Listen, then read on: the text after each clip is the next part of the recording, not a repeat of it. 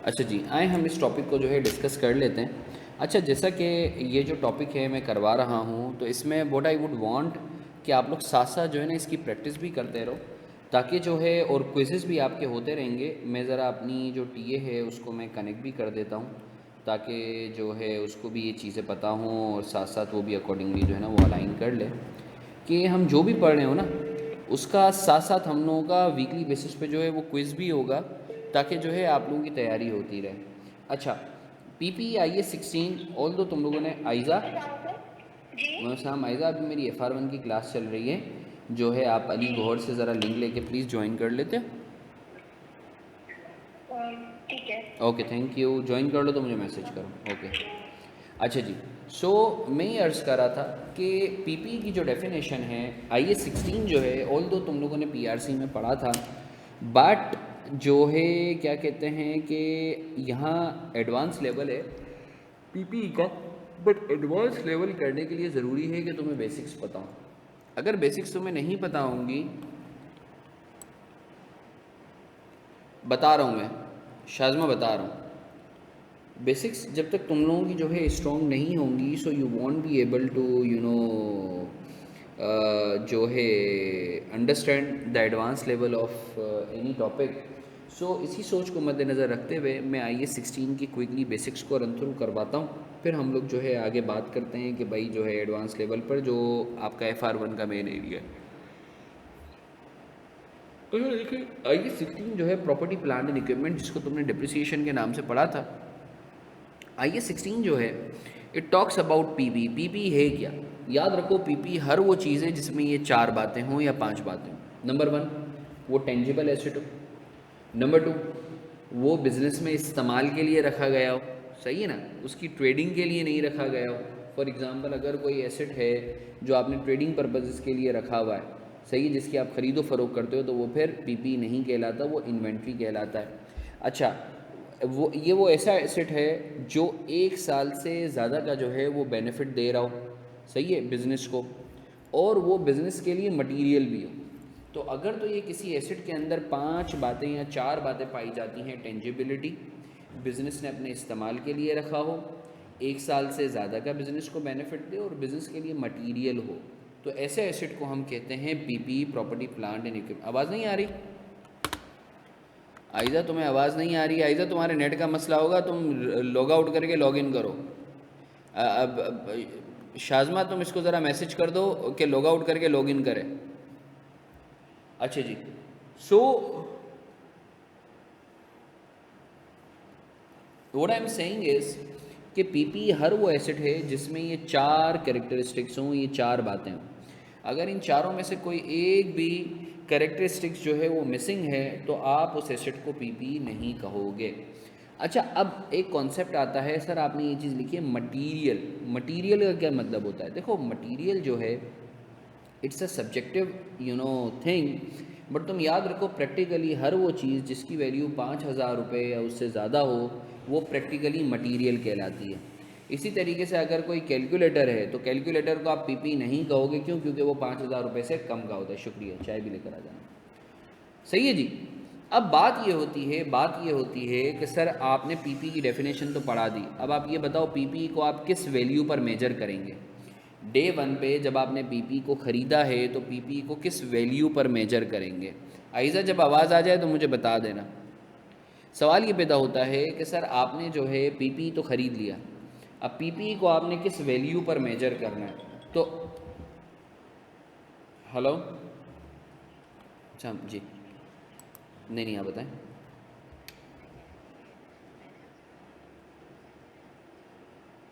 अच्छा, मैं करता हूँ, मैं क्लास में मैं करता हूँ।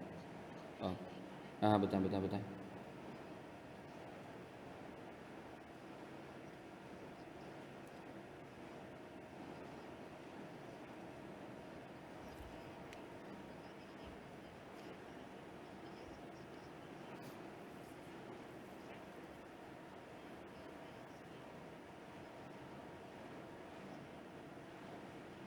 मैं समझाता हूँ, मैं समझाता हूँ। सही बात है, सही बात है, सही बात है।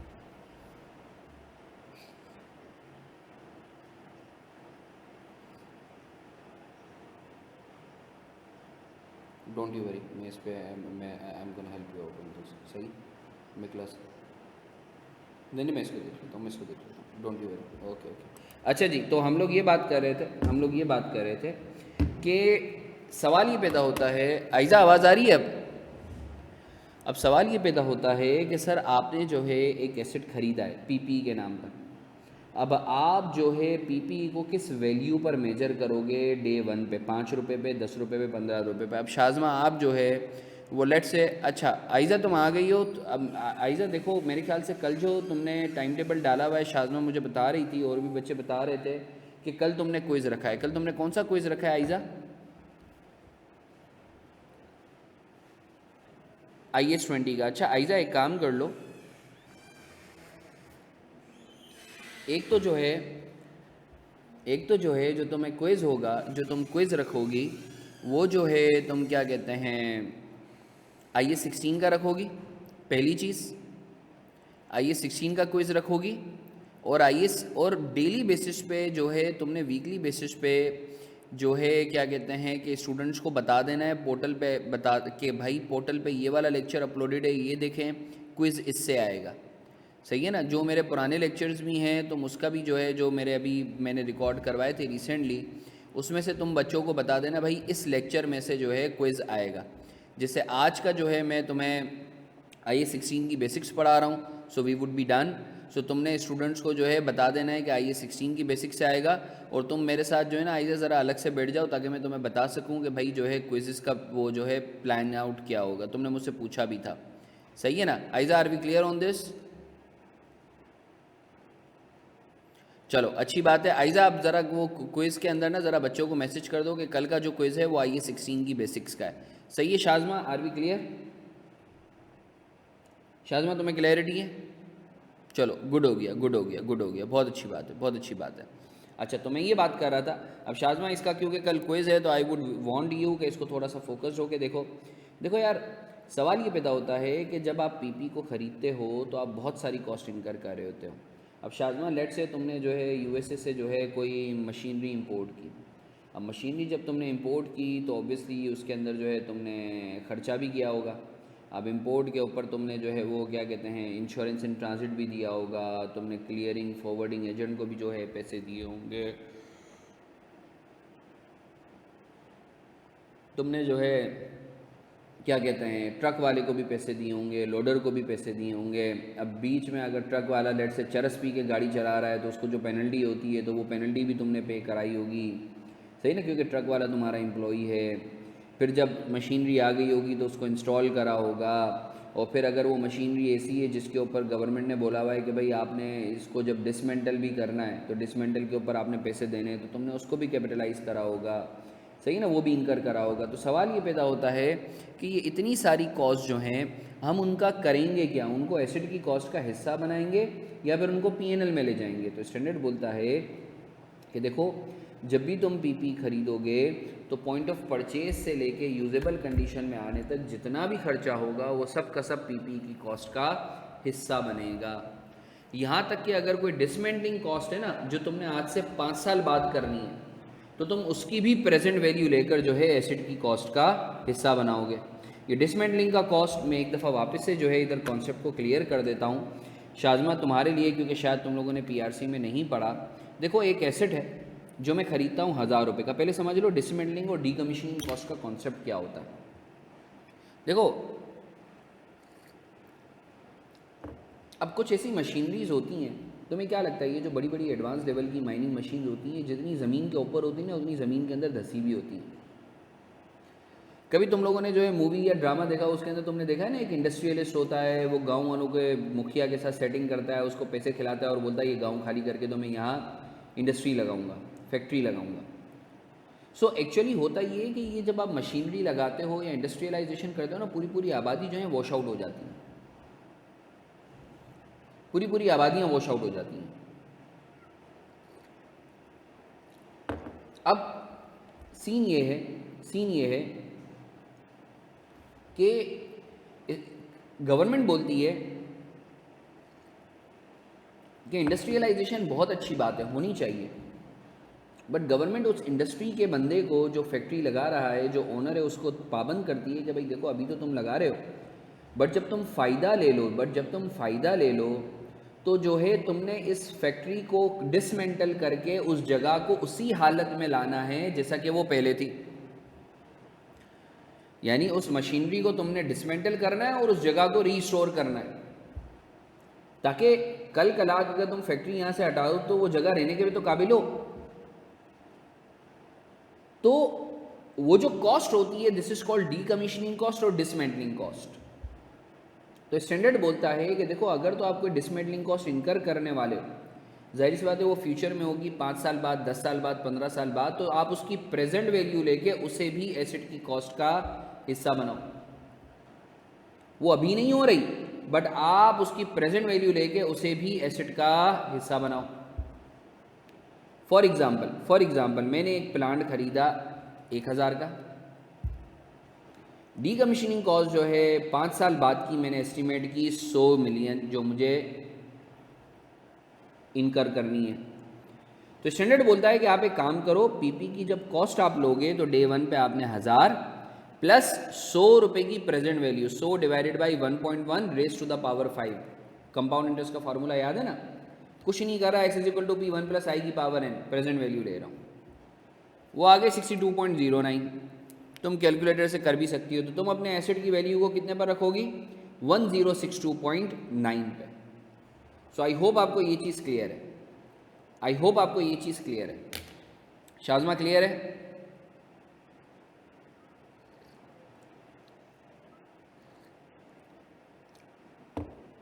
आगे बढ़ें? कॉपी करना चाह रही हो या आगे बढ़ें? मैं बोलूँगा पिक्चर लेके ग्रुप पे डाल दो।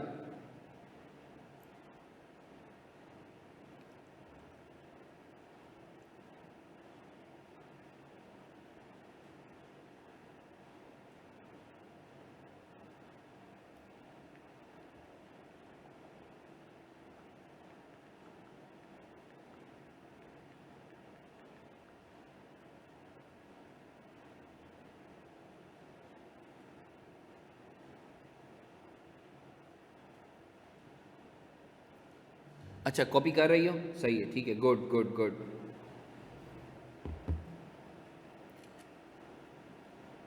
अब ये एक इलस्ट्रेशन है जो कि मैं चाहूँगा मैं इसको अटेम्प्ट कराऊँ, क्योंकि बड़ा अहम कॉन्सेप्ट है, ये पेपर में आ भी सकता है।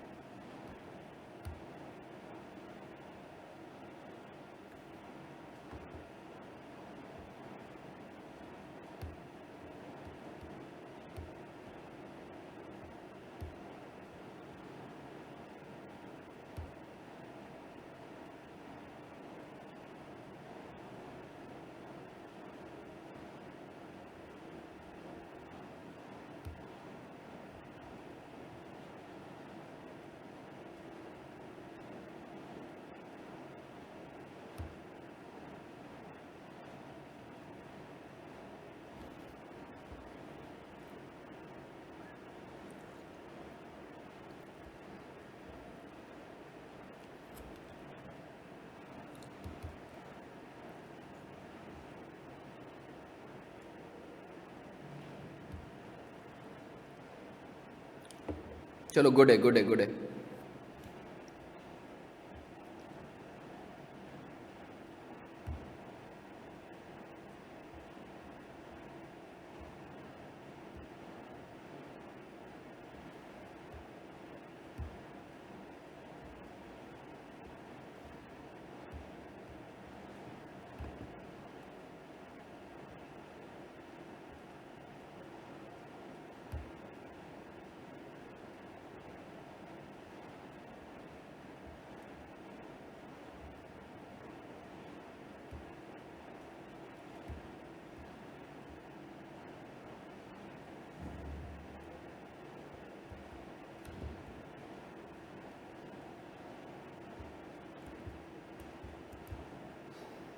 अच्छा जी, अब ये एक इलस्ट्रेशन है, इसको ज़रा गौर से देखेंगे, मैं चाहूँगा इधर फोकस्ड होके देखेंगे। अज्यूम करो शाज़मा और बाकी students, Marfani and company purchased PP costing ₹1 million. ठीक है, 1 मिलियन का जो है एक एसेट खरीदा है। इट इज एस्टिमेटेड टू इनकर, थोड़ा सा जूम इन कर दूं,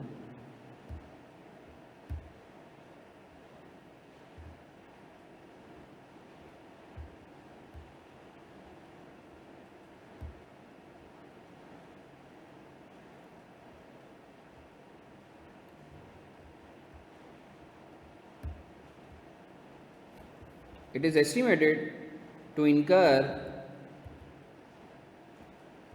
additional cost of 3 lakh at the end of third year to decommission the plant and restore the place. Appropriate discount rate is 10%। ऐसा लगता है कि भाई जो है वो 1 मिलियन हमने ख़रीदा है, 1 मिलियन का 3 लाख रुपए की कॉस्ट इनकर होगी तीसरे साल के एंड पे, और 10% का डिस्काउंट रेट है। जाहिर सी बात है, जब भी टाइम वैल्यू ऑफ मनी होता है तो डिस्काउंट रेट जो है वो आपको दिया हुआ होता है ताकि आप आज की वैल्यू निकालो। अब हमें पीपी की कॉस्ट निकालनी है, 3 सालों की एंट्री बनानी है और फाइनेंशियल स्टेटमेंट्स के एक्सट्रैक्ट्स बनाने। तो आए इसको हम देखते हैं। Cost of PP, invoice value है 1 मिलियन, डिसमेंटलिंग कॉस्ट थी 3 लाख की, 10% का डिस्काउंट रेट है, तो कंपाउंड इंटरेस्ट के फार्मूले से हमने उसकी प्रेजेंट वैल्यू ली 3 lakh divided by 1.1 raise to the power 3। अगर ये 5 साल होते तो 5 साल लिख देते, 2 साल होते तो 2 साल लिख देते। तो आज की टर्म्स में इसकी वैल्यू आई है 2,25,000 और टोटल कॉस्ट आ गई 12,25,000। सो मैं जो अपने पीपीई को कैपिटलाइज करूंगा वो कितने से करूंगा? 12,25,000 से करूंगा। मानते हो या नहीं मानते? क्लियर है आपको? शाज़मा, चलो अच्छी बात है। अब हम इसकी ज़रा एंट्रीज देख लेते हैं। एंट्रीज, शाज़मा हाथ में कैलकुलेटर लाजमी ले लो। If you want to have a good grip over this, so I would request कि हाथ में कैलकुलेटर लाजमी ले लो तुम।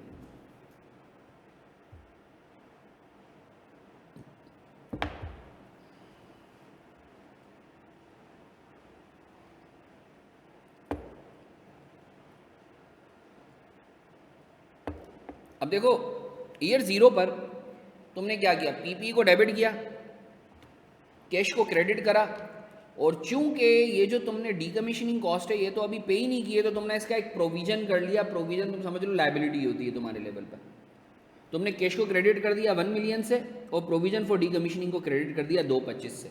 ये क्या है? आज की प्रेजेंट वैल्यू है जो कि 3 साल बाद 3 लाख बनेगी। मानते हो या नहीं मानते? अच्छा शाज़मा, मुझे एक बात बताओ और बाकी बच्चों तुम लोग भी बताओ कि अगर लेट से एक एसेट है, एक चीज़ है जिसको मैं बोलता हूँ 3 साल बाद 3 लाख की हो जाएगी, आज उसकी वैल्यू है 225, तो जब 1 साल गुजर जाएगा तो क्या उसकी वैल्यू 225 ही रहेगी? जब 1 साल गुजर जाएगा तो उसकी वैल्यू क्या 225 ही रहेगी? 3 साल बाद उसकी वैल्यू नहीं कम नहीं होगी ना शाज़मा, बढ़ेगी, क्योंकि 225 से 3 लाख होनी है। 3 साल बाद 3 लाख होनी है। कम तो उस वक्त होती जब वो 225 से जो है वैल्यू 1.5 लाख हो रही होती। ये तो 225 से 3 लाख होनी है ना। तुम तो 3 लाख को ही प्रेजेंट वैल्यू पर लेकर आए हो और उसको 225 कर रहे हो। इसका मतलब ये है कि 225 आज तो 225 है, मगर आज से 1 साल बाद ये 225 नहीं रहेगी, ये बढ़ जाएगी। इसी तरीके से 2 साल बाद ये उससे ज़्यादा हो जाएगी और तीसरे साल के एंड पे ये 3 लाख हो जाएगी। This is called unwinding. पहले मैंने 3 लाख को वाइंड अप किया 225 पे, फिर 225 को मैंने अनवाइंड किया तो अराइव एट 3 लाख। सही है जी। अब सर सवाल ये पैदा होता है, सवाल ये एक स्केड्यूल बनाया है मैंने, मैं तुम्हें चाहूँगा तुम लोग देखो। This is called amortisation schedule. इसको बहुत गौर से देखना। I would want all of you. कहाँ चला गया ये? आई विश मैंने बनाया हुआ। चलो दफ़ा करो ऐसे ही। अब देखो एक चीज़ याद रखो, अब ये जो पीपी है ना, ये तो होगा डेप्रीशिएट। अज्यूम कर रहा हूँ 3 सालों तक चलेगा, तो ये 3 सालों पे डेप्रीशिएट होगा। तो हर साल के एंड पे ईयर 1, ईयर 2, ईयर 3 मैंने एंट्री लगा दी, depreciation expense debit, PP credit 1,22394 divided by 3। ये तो डेप्रिसिएशन की एंट्री है। बट ये जो डीकमीशनिंग कॉस्ट है, जो प्रोविजन है 2,25,000 का, ये भी तो अनवाइंड होगा। और ये अनवाइंड कितने से होगा? ये 10% से होगा। तो मैंने बोला कि यार देखो 2,25,000 10% से बढ़ के एक से आखिरी साल के एंड पर ये हो जाएगा 2,25,000 पे 1.1 करो, या 2,25,000 पे 10% लगा के 10% को 2,25,000 में ऐड करो, तो ये अमाउंट आता है 2,47,000। अगर तुम 2,25,000 पे 10% लगाओ, ये देखो नीचे लिखा हुआ भी है, तो इसका मतलब ये है कि आज अगर मैं 2,25 पर हूं तो एक साल बाद इसकी वैल्यू हो जाएगी तकरीबन 2,47,000। तो आखिरी साल के एंड पे मैं क्योंकि देखो अकाउंटिंग के अंदर कोई इरेजर नहीं होता, everything needs to be passed via entry. So तुम 2,47 से 2,25 से 2,47 पे ले जाओगे तो भाई कोई एंट्री लगाओगे ना, तो वो एंट्री क्या होती है? वो एंट्री होती है interest expense debit provision for decommissioning credit. एक तरफ तुमने एक्सपेंस लगाया, टाइम वैल्यू ऑफ मनी को हम इंटरेस्ट एक्सपेंस से शो करते हैं, और दूसरी तरफ तुमने प्रोविजन को क्रेडिट कर दिया। इस एंट्री की वजह से हुआ क्या? तुम्हारी जो प्रोविजन फॉर डीकमीशनिंग कॉस्ट थी वो एक साल बाद 2,25 से बढ़ के कितनी हो गई? 2,47 हो गई। मानते हो या नहीं मानते? बोलो ना, बोलो ना। अच्छा जी, अब एक और साल गुजर गया, तो जाहिर सी बात है जब एक और साल गुजर गया तो अब जो तुम 2,47 पे खड़े हो, अब ये 2,47 बढ़ के एक और साल आगे की फिगर होनी चाहिए, दूसरे साल के एंड की। तो सर रेट क्या लगाएंगे भाई? जितने से वाइंड अप किया था 10% से किया था, तो 10% से वापस अनवाइंड कर दो। तो तुमने 2,47 पे जब 10% लगाया, 2,47 पे 10% लगाया, तो तुम्हें पता चल गया ईयर 2 के एंड पे इसकी फिगर हो जानी चाहिए 2,72,000। तो तुम 2,47 से 2,72 पर पहुंचने के लिए कितने से एंट्री लगाओगे? 24,000 से। फिर तुम ईयर 3 के एंड पर आ गए, तो फिर तुमने 2,72 पे वापस 10% लगाया, सही है, या 1.1 से मल्टीप्लाई किया तो 3 लाख आ गया। इसका मतलब क्या है? 2,72 से जब तुम्हें 3 लाख पर पहुंचना होगा तो तुम कितने से एंट्री लगाओगे? 27,000 से एंट्री लगाओगे, और तीसरा साल जब आ गया तो फिर तुम ये पे कर दोगे। तो सर आई होप आपको ये चीज़ क्लियर है कि 2,25 ईयर 0 पर था, फिर हमने उसको हर साल 10% से अनवाइंड किया टू अराइव एट ईयर 3 का फिगर। सर 10% ही क्यों? भाई सवाल में दिया हुआ है। आई होप आपको ये चीज़ क्लियर है। अब सर ईयर 2 की एंट्री भी देख लेते हैं, ईयर 3 की एंट्री भी देख लेते हैं। ईयर 2 की एंट्री, डेप्रिसिएशन एक्सपेंस डेबिट, ये तो फिक्स रहेगा 4,08,000 से बीपी क्रेडिट, और फिर इंटरेस्ट एक्सपेंस याद है 27 वो जो है 24,000 से बढ़ रहा था, interest expense debit provision for decommissioning credit, 2,47 पे हमने 10% लगा लिया। फिर ईयर 3 आ गया, ईयर 3 में depreciation expense debit PP credit, सही है, ये तो फिक्स। और फिर क्योंकि अब वैल्यू हो गई थी, तुमने देखा था ईयर 2 के एंड पे वैल्यू हो गई थी 2,72,000, तो 2,72,000 पे 10% हमने लगाया तो ये तकरीबन बन गया 27,272, सही है। और फिर ईयर 3 के एंड पे हमने क्या किया? वो जो प्रोविजन फॉर डीकमीशनिंग किया था उसको पे कर दिया, क्योंकि वो 3 साल बाद पे करना था। तो प्रोविजन फॉर डीकमीशनिंग डेबिट और कैश क्रेडिट 3 लाख से। मानते हो या नहीं मानते? बोलो ना, अरे बोलो ना। अब देखो, अब तुम जिस लेवल पर हो ना, देखो अब तुम्हारा बचपन गया। इंट्रोडक्शन टू अकाउंटिंग में तुम्हारी एंट्रीज़ वगैरह होती थी, बट यहाँ FR1 पे तुम्हारे डिस्क्लोजर्स भी हैं। तो आए हम जो है PNL और बैलेंस शीट जो है वो बनाना एक दफ़ा सीख लेते हैं इन्हीं एंट्रीज़ की, सही है। अच्छा, PNL में हमें पता है शाज़मा 5 एलिमेंट्स होते हैं ना फाइनेंशियल स्टेटमेंट के, asset, liability, income, expense, capital. जल्दी से बताओ PNL में कौन से जाते हैं?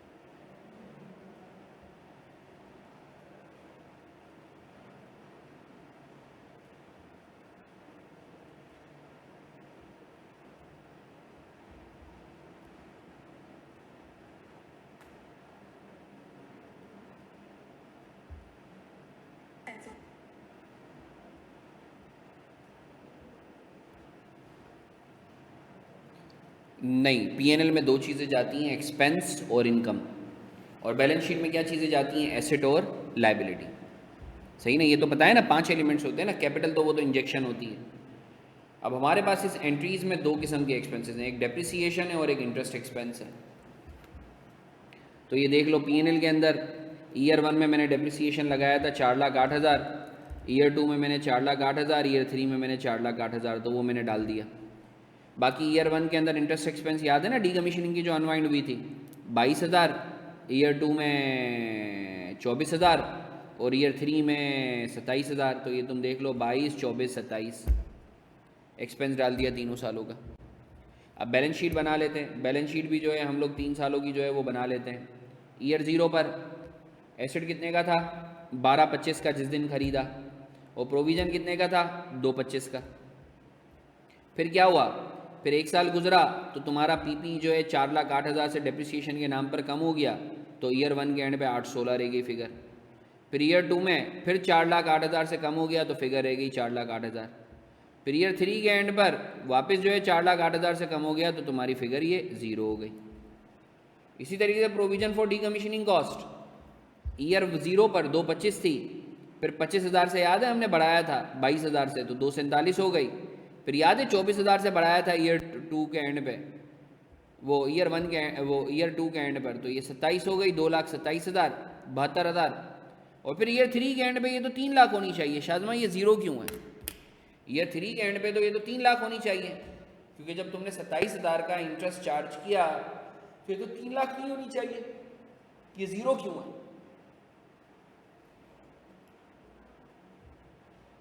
क्यों है पूछ रहा हूं मैं, 0 क्यों हो गई? I am asking. ये तो 3 लाख हो जानी चाहिए ना भाई। नहीं ना, डेप्रिसिएशन तो ऊपर है ना।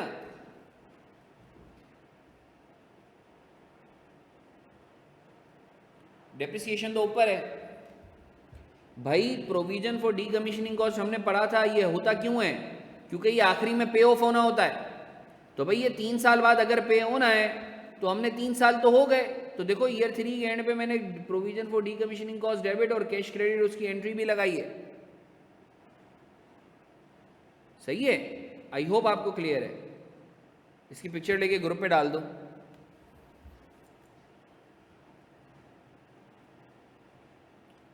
पिक्चर लेके ग्रुप पे डाल दो। प्रोविजन फॉर डीकमीशनिंग कॉस्ट का कॉन्सेप्ट इंट्रोडक्शन टू अकाउंटिंग के लेवल पे नहीं था, इसलिए हम लोग ये पढ़ रहे हैं।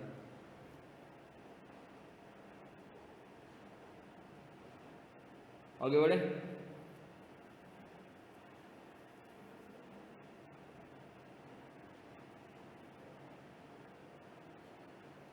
अच्छा, अब ये क्वेश्चन है, मैं चाहूँगा इसे अटेम्प्ट करो। शाबाश, जल्दी जल्दी अटेम्प्ट करेंगे। हसन मारफानी वाला क्वेश्चन है, अटेम्प्ट करे हो शाज़मा? जल्दी से अटेम्प्ट करेंगे प्लीज़। बाकी लोग भी अटेम्प्ट कर रहे हैं।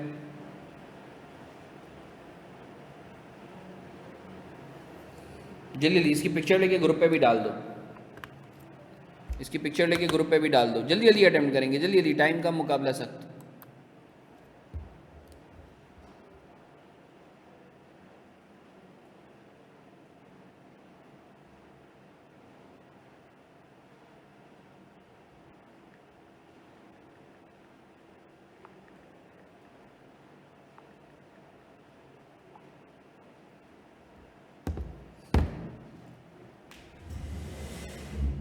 आगे भी तो करना है, ये एक रिक्वायरमेंट थोड़ी है, आगे भी तो करना है। ये तो तुम एक ही करके बैठ गई। चलो देखते हैं, देखते हैं तुमने क्या निकाला है। नहीं, कॉस्ट है तुम्हारी जो है 2,730,588। You want me to attempt this for you? चलो मैं करवा दूं या क्या बोलती हो? तुम कर रही हो, मैं करवा दूं? चलो मैं करवा देता हूँ, मैं करवा देता हूँ। बोलता है Hasan Marfani purchase PP costing ₹2 million and obtained 10% relationship discount. He was further offered 5% discount if he pays within 10 days. He paid the amount on 4th day of purchase. He incurred further expenses which are as follows. Hasan Marfani ने जो है 2 million की जो है cost incur की है सही है, परचेज़ किया है, 10% का रिलेशनशिप डिस्काउंट, तो मैं पता है रिलेशनशिप डिस्काउंट जिसको ट्रेड डिस्काउंट भी कहते हैं वो बुक्स में रिकॉर्ड नहीं होता, और उसको 5% का जो है फर्दर डिस्काउंट मिला है अगर तो वो 10 दिनों में पे कर देता है। इसने चौथे दिन जो है वो क्या कहते हैं अमाउंट पे कर दिया है। He incurred further expenses which are as follows, LC charges 10% of invoice price. अच्छा, पहले तो एक चीज़ समझ लें, याद रखें कि रिलेशनशिप डिस्काउंट जो है वो तो एसेट की कॉस्ट का हिस्सा बनता है, मतलब माइनस होता है, बट सेटलमेंट डिस्काउंट जो है उसको आप कॉस्ट का हिस्सा नहीं बनाते, उसको पीएनएल में ले जाते हो। सही है। LC charges 10% of invoice price, क्या ये, अच्छा इनवॉइस प्राइस और लिस्ट प्राइस में क्या फ़र्क होता है? Sir invoice price after discount होती है, ट्रेड डिस्काउंट या रिलेशनशिप डिस्काउंट, और लिस्ट प्राइस बिफोर जो है ट्रेड डिस्काउंट होती है। अच्छा जी, अब ये बोलता है एलसी चार्जेस जो है वो 10% ऑफ इनवॉइस प्राइस, क्या इसे कॉस्ट का हिस्सा बनाएंगे? जी सर बिल्कुल। Sales tax 20% of invoice price, 30% refundable है, तो 70% को बनाएंगे because that would be non refundable, 30% को नहीं बनाएंगे। Octroi charges 5% of invoice price, इसको बनाएंगे। इंश्योरेंस एक्सपेंस 1 लाख, बोलता है 40% रिलेट्स टू फायर इंश्योरेंस, तो 40% को नहीं बनाएंगे क्योंकि फायर इंश्योरेंस वो यूजेबल कंडीशन में लाने के बाद होता है, अलबत्ता जो 60% है उसको बनाएंगे, considering it is insurance in transit. HR cost को बनाएंगे, एचआर कॉस्ट को बनाएंगे? नहीं सर, ये नॉन इंसिडेंटल है, एचआर कॉस्ट को नहीं बनाएंगे। इंस्टॉलेशन कॉस्ट है 1 लाख की, part was damage which costed ₹50,000 other than installation cost, यानी ये 1 लाख के अंदर नहीं है, 1 लाख के अलावा है, तो इस 50,000 को भी नहीं बनाएंगे, एबनॉर्मल है। बोलता है Mister Mafani estimates that he will have to incur 5 lakh at the end of year 5 to decommission the plant. Dismantling cost कितनी है? 5 लाख की, जो कि 5 साल बाद होनी है। HM uses straight line method to depreciate the plant, discount rate is 15%, discount rate है 15%, हमें कॉस्ट ऑफ PPE निकालनी है, हमें एंट्रीज बनानी है 5 सालों की, और फाइनेंशियल स्टेटमेंट्स के एक्सट्रैक्ट्स बनाने। आए सॉल्यूशन देखते हैं। कॉस्ट है, लिस्ट प्राइस है 2 मिलियन, ट्रेड डिस्काउंट 10% का 2 लाख, तो इनवॉइस प्राइस आ गई 18 लाख। एलसी चार्जेस 18 लाख का जो है वो अल्लाह आपका भला करे, 18 लाख का 10% 81। Sales tax non refundable 18 lakh का 20%, तो टोटल आ गया उसका 70% non refundable. Octroi charges 18 lakh का 5% 90,000। इंश्योरेंस इन ट्रांजिट 1 लाख का 60%, सर 40% का है वो है fire insurance. Installation cost 1 lakh, present value of decommissioning cost 5 lakh की थी, divided by 1.15 raise to the power 5, तो 2,48,000, तो कॉस्ट ऑफ पीपी आ गई 2.7 मिलियन। क्लियर है आपको? हाँ भाई क्लियर है आप लोगों को? शाजमा क्लियर है?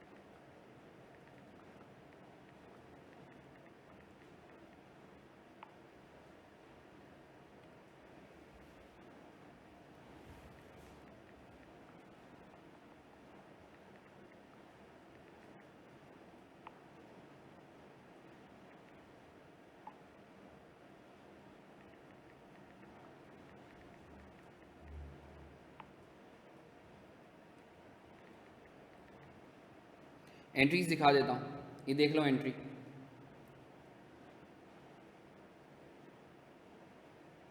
एंट्रीज देख लो, पीपी को डेबिट किया है 2 पॉइंट,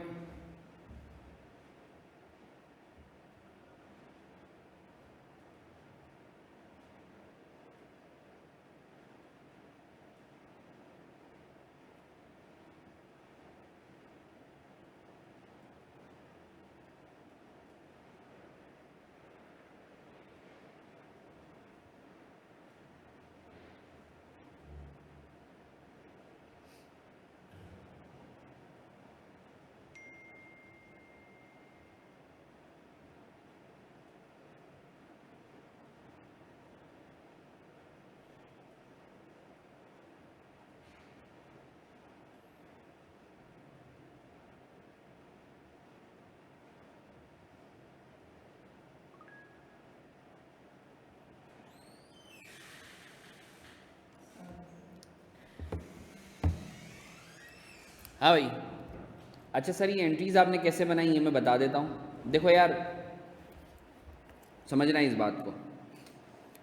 पीपी जो था वो था 18 लाख का, तो एक तो पेएबल टू सप्लायर आ गया 18 लाख का। सर आपने इसको पेएबल क्यों किया, कैश क्यों नहीं किया? क्योंकि मुझे पता है डे वन पे जो है इसको तो हमने पे ही नहीं किया है, इसको तो चौथे दिन पे किया है। फिर प्रोविजन फॉर डीकमीशनिंग याद है 2,48,000, ये मैंने क्रेडिट निकाल लिया। सर बाकी कैश में जो पे किया है, बाकी ऊपर जो भी चीज़ें हैं वो कैश में होंगी।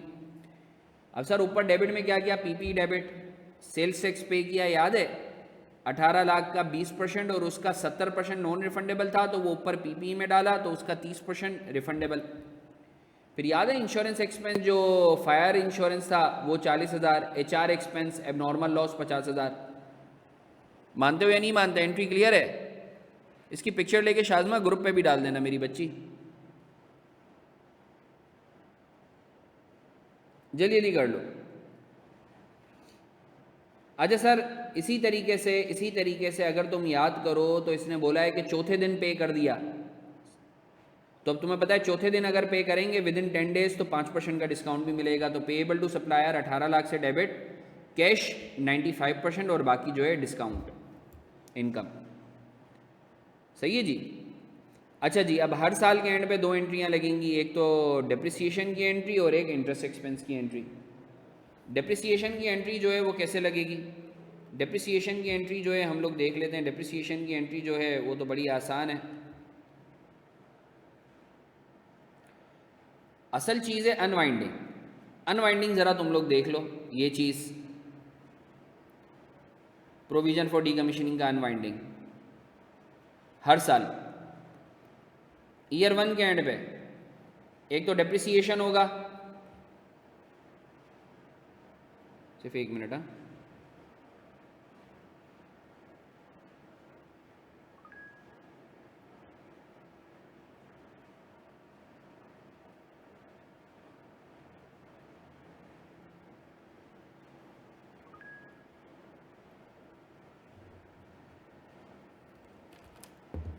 एसेट था कितने का, 2.7 मिलियन का, उसको डिवाइडेड बाय 5 किया तो ये 546 हर साल आ जाएगी। अब अनवाइंडिंग कैसे होगी? Sir provision for decommissioning cost थी 248,000 की, उसके ऊपर 15% लगाया तो ईयर 1 के एंड की फिगर आ गई। सही है, तो ईयर 1 के एंड की फिगर जो भी आई उसमें से 248 माइनस किया ईयर 0 का, तो तुम्हारे पास ये एक स्केजुअल बनता है जो मैं यहाँ तुम्हें बना के बता भी देता हूँ। हाथ में कैलकुलेटर ले लो शाजमा, ये तुम्हें क्योंकि आगे काम आएगा। 5 सालों का 1 2 3 4 5, ये हो गया ओपनिंग, ये हो गया इंटरेस्ट एक्सपेंस और ये हो गया क्लोजिंग। ठीक है शाजमा, जल्दी से बताओ मुझे ईयर 1 के स्टार्ट पे मतलब ईयर 0 पे प्रोविजन फॉर डीकमीशनिंग कितना था? 248। अच्छा मैं रुपीज़ इन 1000 प्ले कर रहा हूँ, रुपीज़ इन 1000, तो 248 588 था, तो इसको राउंड अप करके 249। इंटरेस्ट एक्सपेंस 15% पे लगाओ, 249 का 15% कितना होता है? 249 का 15% कितना होता है जल्दी बताओ? 37। इससे एंट्री हमेशा एक्सपेंस से एंट्री लगेगी, और दोनों को सम करो, दोनों को सम करो जल्दी से। 249 प्लस 37 कितना होता है? जल्दी जल्दी, छेती छेती छेती छेती। 286।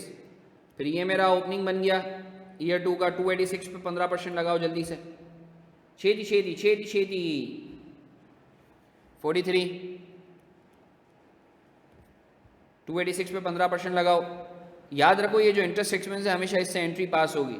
मैंने राउंड अप राउंड डाउन कर लिया, दोनों को सम करो सम करो सम करो। 286 प्लस 43, जल्दी जल्दी जल्दी जल्दी। 329। फिर ये ओपनिंग बन गया ईयर 3 का 329। जल्दी से इस पर रेट लगाओ, जल्दी से रेट लगाओ 15%।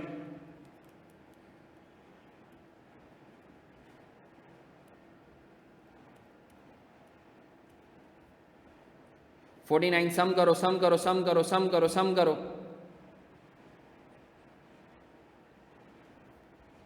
फिर 378 के ऊपर लगाओ 15%, फिर 378 पे लगाओ 15%। ऐड करो ऐड करो ऐड करो ऐड करो।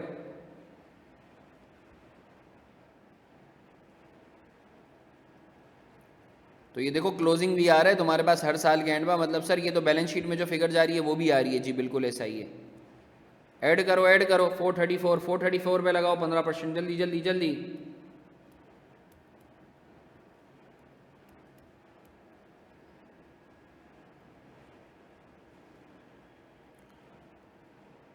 $65, ज़बरदस्त। बस 1-2 रुपये का फ़र्क हो वो जेब से डाल देना, राउंड अप राउंड डाउन का होता है फ़र्क, तो टेंशन नहीं लेना। तो तुम देख रहे हो किस तरीके से ईयर 5 के एंड पे ये 5 लाख बन गया, किस तरीके से ईयर 5 के एंड पे ये 5 लाख बन गया। मानते हो या नहीं मानते? तो ये स्केड्यूल बना लोगे तो इससे बहुत आसानी हो जाएगी तुम्हारे लिए।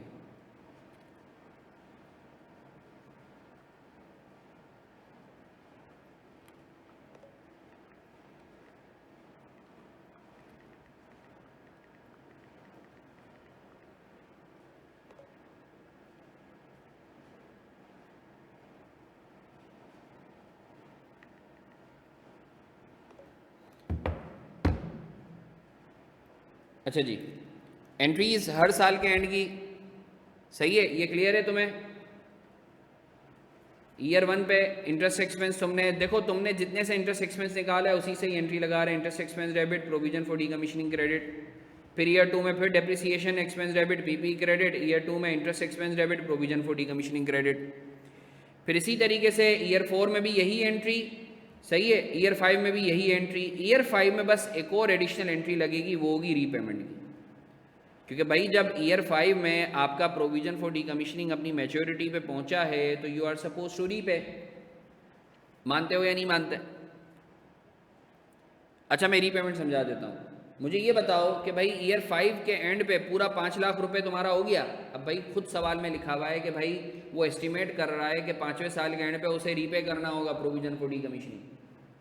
तो रीपेमेंट की एंट्री क्या करोगे? जो प्रोविजन क्रिएट किया था वो डेबिट कर दोगे और कैश क्रेडिट कर दोगे। क्लियर है? अच्छा जी, तो ये एंट्रीज हैं, आई एम श्योर इसकी पिक्चर ले ली होगी, ये मैं शेयर भी कर दूंगा। इसी तरीके से ये पीएनएल के एक्सट्रैक्ट्स हैं। तुम देख सकते हो ईयर 1 में जो चीज़ कैपिटलाइज नहीं हुई है वो पीएनएल में गई है। ईयर 1 में डेप्रिसिएशन था 546 का। इंटरेस्ट एक्सपेंस जो है तुम्हारा 37,288, याद है हमने अभी निकाला था। एचआर एक्सपेंस भी आ गया जो कैपिटलाइज नहीं हुआ था। एबनॉर्मल लॉस याद है, वो जो इंस्टॉल करते हुए जो है वो सामान टूट गया था। और ये इंश्योरेंस एक्सपेंस याद है, ये कैपिटलाइज नहीं किया था, ये पीएनएल में गया था।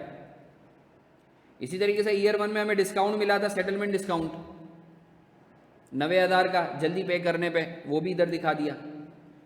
फिर ईयर 2 के अंदर डेप्रिसिएशन इंटरेस्ट, ईयर 3 में डेप्रिसिएशन इंटरेस्ट, ईयर 4 में डेप्रिसिएशन इंटरेस्ट, ईयर 5 में डेप्रिसिएशन इंटरेस्ट। अभी एंट्रीज में हमने देखा है। पीएनएल भी क्लियर है, इसकी पिक्चर लेके ग्रुप पे लाजमी डाल देना, ये मैं शेयर भी कर दूंगा। क्लियर है आपको? कोई सवाल, कोई कीड़े? मुझसे बात करो। नहीं करनी बात? अच्छा फिर बैलेंस शीट बना ली, बैलेंस शीट भी देख सकते हो तुम। ईयर 0 में 2.73 मिलियन और रिफंडेबल टैक्स जो है वो भी आएगा, याद है ना, 1,08,000 का हमने जो है रिफंडेबल सेल्स टैक्स पे किया था। नॉन रिफंडेबल को तो एसेट की कॉस्ट का हिस्सा बना लिया था, मगर 1,08,000 को हमने एसेट के तौर पे अलग से दिखाया था। भाई ये तो रिसीव होना है ना। फिर पीपी को तुमने हर साल डेप्रिसिएशन की वजह से कम किया है, तो देखो ये ईयर 5 के एंड पे 0 हो गया है।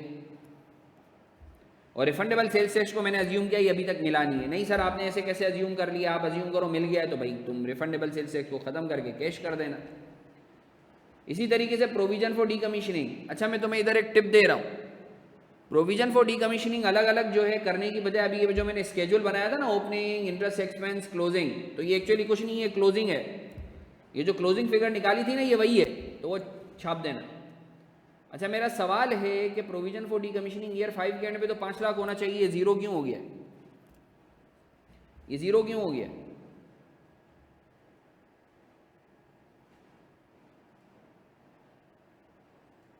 ये 0 क्यों हो गया? हाँ पे हो गया, माशाल्लाह। आगे बढ़े, आगे बढ़े।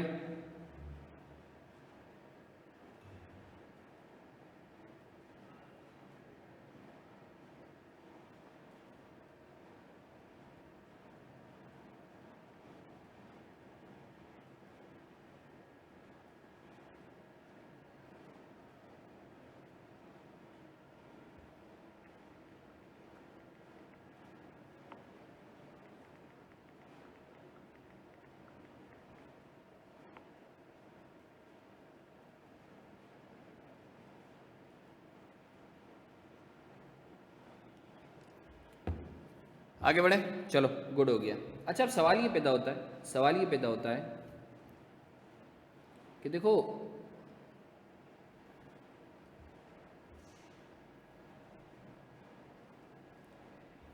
एसिड यूजेबल कंडीशन में आ गया।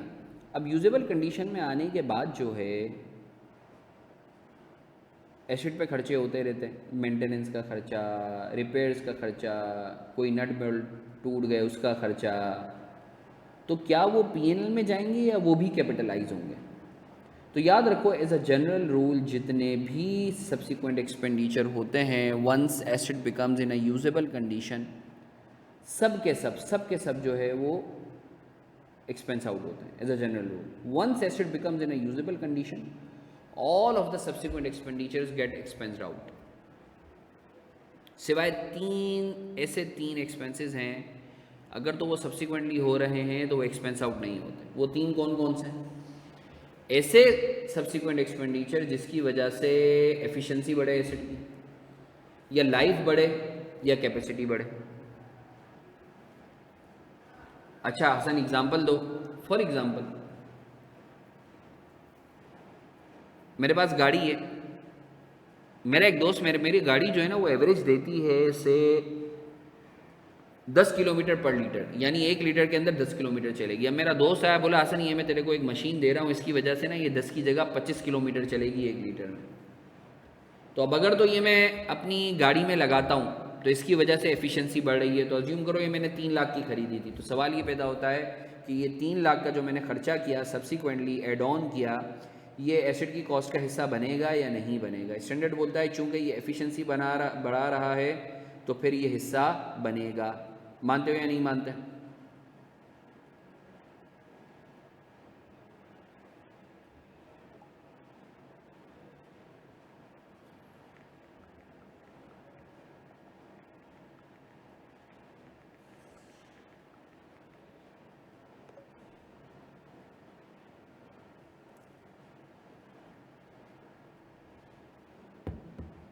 Good good good.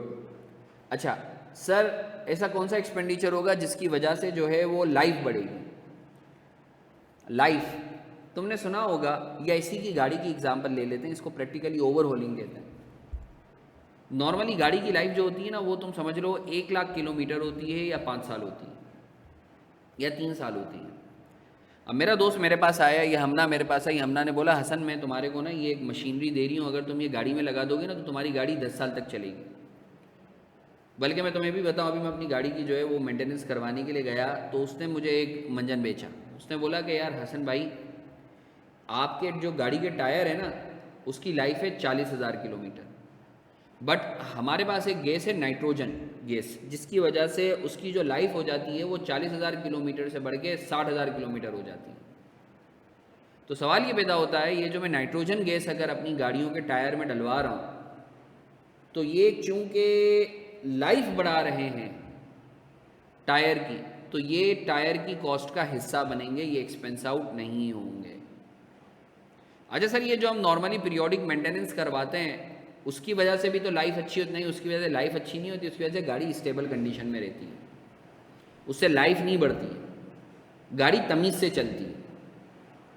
अच्छा, या तो खर्चा ऐसा हो जिसकी वजह से कैपेसिटी बढ़े। अब अज्यूम करो मेरी गाड़ी है, अब बस आउट ऑफ नो वेयर मैंने बोला यार इसको जो है ना वो क्या कहते हैं, अभी 4 सीटर है या 5 सीटर है, मैंने बोला जो है यार मैं एक काम करता हूँ, मैं इसको 8 सीटर बनाता हूँ। तो वो जो गधा गाड़ी होती है ना उसके पीछे की गाड़ी मैंने अपनी गाड़ी के पीछे लगा ली, एग्जाम्पल दे रहा हूँ, कार्ट जिसको हम कहते हैं। तो मैंने बोला बाकी लोगों को पीछे जो है उस कार्ट पे बिठा के ले जाऊंगा अपनी गाड़ी में। सो हाइपोथेटिकली बात कर रहा हूँ, तो मुझे ये बताओ वो जो मैंने गधा गाड़ी वाली पीछे गाड़ी चिपकाई है, गधा नहीं चिपकाया है भाई, सिर्फ गाड़ी चिपकाई है जिसकी वजह से कैपेसिटी बढ़ गई है गाड़ी की। सो मुझे बताओ ये जो खर्चा है क्या ये कैपेसिटी बढ़ा रहा है? जी सर बिल्कुल बढ़ा रहा है, तो इसे भी मैं गाड़ी की कॉस्ट का हिस्सा बनाऊंगा। इन तीनों के अलावा कोई भी सब्सिक्वेंट एक्सपेंडिचर होगा तो उसे कॉस्ट का हिस्सा नहीं बनाएंगे, उसको पीएनएल में ले जाएंगे। मानते हो या नहीं मानते? कोई सवाल, कोई कीड़े, कोई फतूर, मुझसे बात करो। इसकी पिक्चर लेके ग्रुप पे डाल दो, पिक्चर लेके ग्रुप पे डाल दो।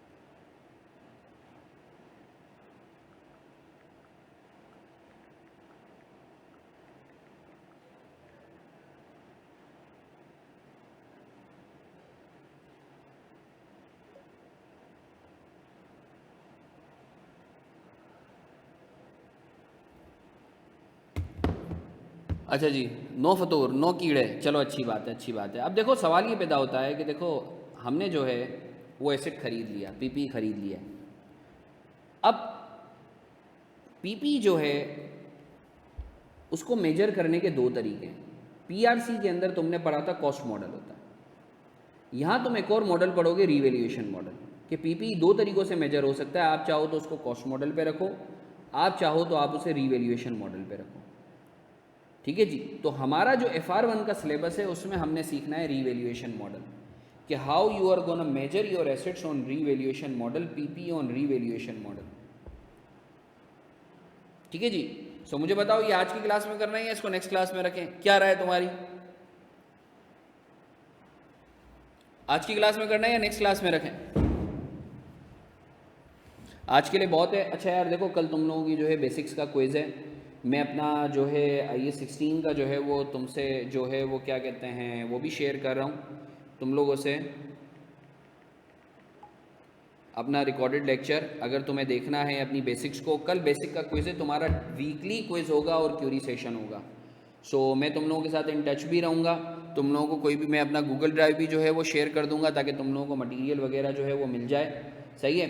So this is it from my side. अपना बहुत सारा ख्याल रखो। सही है, इंशाल्लाह फिर मुलाकात होती है।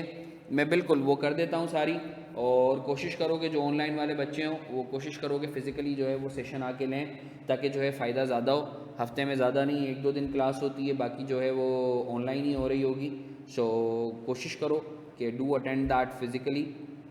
अपना बहुत सारा ख्याल रखो। खुसूसी दुआओं की दरख्वास्त से अल्लाह तुम सबका हामी और नासिर हो। इंशाल्लाह फिर मुलाकात होती है। अल्लाह हाफ़िज़।